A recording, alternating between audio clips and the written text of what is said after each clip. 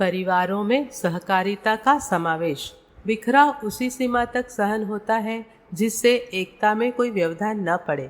ईश्वर एक से अनेक हुआ तो पर उसने विराट ब्रह्म के रूप में विश्व ब्रह्मांड की एकता भी बनाए रखी। शरीर में कितने अंग अवयव विभिन्न प्रकार के विनिर्मित तो हुए, पर उन सब का सहयोग एक समग्र शरीर की संरचना कर सका।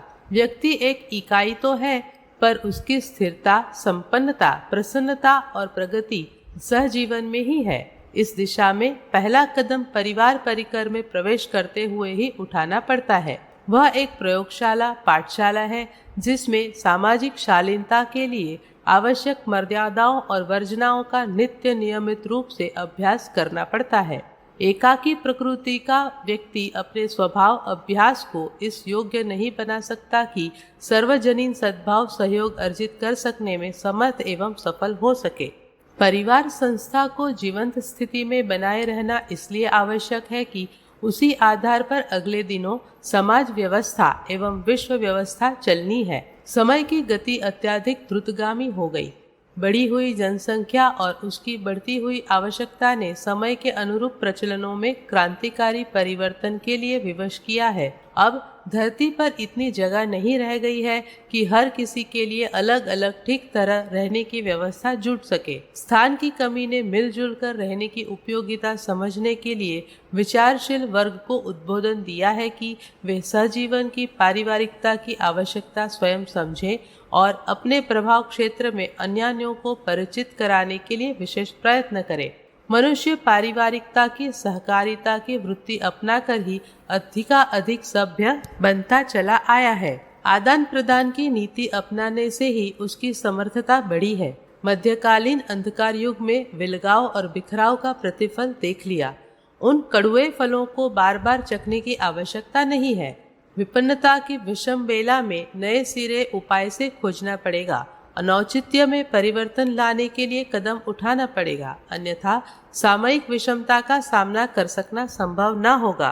अत्यधिक छोटे परिवार बसाने का प्रयोजन पाश्चात्य देशों ने इस शताब्दी में भली प्रकार पूरा कर लिया है। उसके हानि लाभों का भी अनुमान लगा लिया गया है। कमाऊ होते ही पति पत्नी अभिभावकों को छोड़कर अलग स्वतंत्र घर बसाकर रहते हैं। परिवार की कोई जिम्मेदारी रहती नहीं। भोजन बाजार से खरीदकर खा लिया जाता है। मौज मस्ती ही एकमात्र काम रह जाता है। आजीविका उपार्जन के उपरांत सारा समय उसी माहौल में बीतता है। इसमें व्यवधान डालने के लिए बच्चे उत्पन्न हो जाते हैं तो उनसे पीछा छूटते न देखकर किसी प्रकार पाल तो लिया जाता है, पर जैसे ही थोड़े समर्थ होते हैं वैसे ही उन्हें शिशु पालन गृहों में डाल दिया जाता है। इसी स्थिति में वे जीते, पढ़ते, बड़े होते और काम धंधे में लग जाते हैं। माता पिता का स्नेह सानिध्य उन्होंने जाना ही नहीं। ऐसी दशा में यह आशा कैसे की जा सकती है कि वे अपने जन्मदाताओं के प्रति कृतज्ञता, आत्मीयता जैसे सद्भाव संजोए उन्हें कोई स्वजन संबंधी होंगे, इससे जानने की तो इन्हें इच्छा तक नहीं होती। ऐसी दशा में वे समर्थ होने पर इस पूर्वज समुदाय की कोई सेवा सहायता करेंगे, इसकी आशा कैसे की जा सकती है।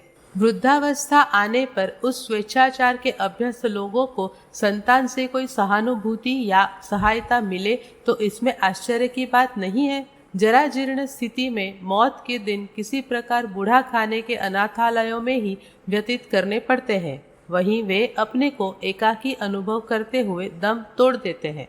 स्वच्छंदता, विलासिता के उन्माद में दाम्पत्य जीवन ही कहाँ टिक पाता है। नवीनता की ललक, रसास्वादन की सहज प्रवृत्ति होती है। तितलियां और भौरे एक फूल पर टिके रहने पर विश्वास नहीं करते। वे एक से दूसरे पर, दूसरे से तीसरे, चौथे, 100वें पर मंडराने पर प्रसन्नता पाते हैं। पाश्चात्य देशों में दंपति जीवन भर इसी प्रयोग को करते हुए अनेकानेक साथी बदलते रहते हैं। यही दशा वृद्धावस्था में भी रहती है। जो जिसके साथ अधिक सुविधा देखता है वह उसके समीप चला जाता है। जिसके साथ कठिनाई का सामना करने, विकास करने में सुविधा गंवाने को बाधित होना पड़े, उसके साथ कौन रहे। जरा जीर्ण स्थिति में कोई युग्म पति पत्नी का उत्तरदायित्व निभा सके, ऐसा कभी कभी कहीं कहीं दिख पड़ता है। अन्यथा अधिक सुविधा, अधिक स्वच्छंदता बढ़ते रहने की अभ्यस्त प्रवृत्ति अंतकाल तक चलती रहती है। इस प्रचलन का कटु अनुभव पाश्चात्य जगत को तो भली प्रकार हो चुका है। अविकसित देश भी अपनी पुरानी परंपराओं को छोड़कर तथाकथित संपन्न सभ्यों का अनुसरण करने का मानस बना रहे हैं। इसे रसास्वादन की दृष्टि से ही उपयोगी समझा जा सकता है। प्रतिफल की दृष्टि से उस स्थिति में उत्पन्न होने वाली असंख्य हानियों को समझा जाने लगा है। जो जन्मदाताओं और संतान तक को एक दूसरे के साथ जुड़ा हुआ न रख सके, उसमें दाम्पत्य जीवन तूफानी चक्रवातों को पार करते टिक सकेगा, इसकी आशा कैसे की जाए। इस विपन्नता का जीवन क्रम की स्थिरता पर बहुत बुरा प्रभाव पड़ता है। आत्मीयता, श्रद्धा, सद्भावना, कृतज्ञता की उपेक्षा करके मात्र भौतिक सुविधाओं के सहारे कोई कितने दिन प्रसन्न रह सकता है। इसे आधुनिकता के रंग में रंगी हुई तथाकथित सभ्य समुदाय की मनस्थिति और परिस्थिति का निकटता से पर्यवेक्षण करने पर सहज ही जाना जा सकता है। बढ़ती हुई आधुनिकता छूत की बीमारी की तरह अछूते क्षेत्रों में भी अपनी चपट में ले ले तो कोई आश्चर्य नहीं। फलतः सर्वत्र एकाकीपन, स्वेच्छाचारिता के माहौल में कोई किसी के प्रति निष्ठावान न रह सकेगा।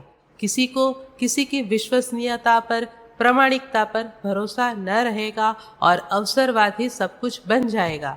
परिवार परंपरा के बिखराव के यह सहज स्वाभाविक परिणाम है। जिन्होंने इसका भली प्रकार अनुभव कर लिया, उनकी स्थिति समझते हुए अपने लिए उपयोगी चिरस्थायी सुख शांति का मार्ग चुना जाए, इसी में भलाई है। सहकारिता को हर क्षेत्र में कार्यान्वित करते हुए ही प्रगति और प्रसन्नता का उपलब्ध हो सकना संभव है। यही है मानवीय प्रगति के साथ जुड़े हुए तथ्यों का सार संक्षेप। इसी महान परंपरा को वंश विकास के संदर्भ में जोड़ने पर संयुक्त परिवार की परिपाटी बनती है। इसमें प्रत्यक्ष लाभ भी है और परोक्ष लाभ भी। समय, श्रम, धन और दौड़ धूप की बचत करने में परिवार व्यवस्था के अंतर्गत सहजता बन पड़ती है। संसार भर के विचारशीलों में सहजीवन, सह अस्तित्व एवं सहयोग संवर्धन की उपयोगिता समझी जा रही है। उसका दैनिक जीवन में उपयोग संयुक्त परिवार के रूप में ही संभव दिखता है। इस प्रणाली को आज नहीं तो कल अपनाने के लिए लोकमानस को सहमत होना पड़ेगा। इसके अतिरिक्त विषमताओं से घिरे वातावरण में और कोई स्थिर साधन है नहीं।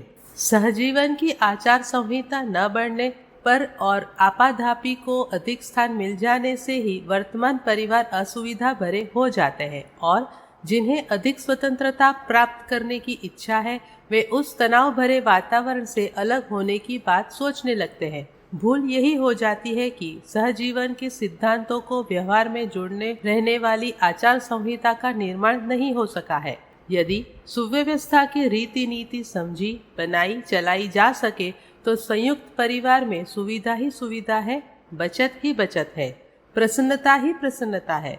उस विधा के अंतर्गत प्रगति की जितनी संभावना है, वह एकाकी, अनिश्चित और विशृंखलित परिपाटी अपनाने में हो ही नहीं सकती।